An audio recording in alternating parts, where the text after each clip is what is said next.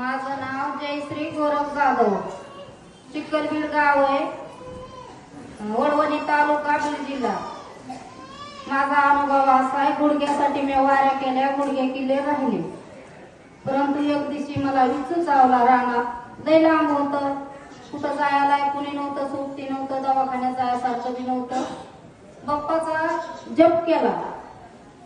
बाप्पाचा जप केल्यानं सगळ्या वेदना राहिल्या, आग राहिली. पुन्हा नंतर माझा पाय गुडघ्यापासून खाली एक पाय खाजवायला लागला. 8 दिवस टोके निघले तरी खाजवतच होता. पण मी दवाखान्याचा विश्वास ठेवला नाही. बाप्पाला विनंती केली, माझा पाय राहू द्या, मी अनुभव सांगल.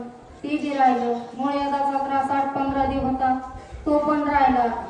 बाप्पाला विनंती केली आपली ग्रंथ पुढे घेऊन, तो पण राहिला. आणि डोकं सुद्धा राहिलं. माझ्या घशातून आवाज सुसू येत होता, तो पण राहिला. किती चांगलं झालं, किती चांगलं झालं. कुठलं गाव?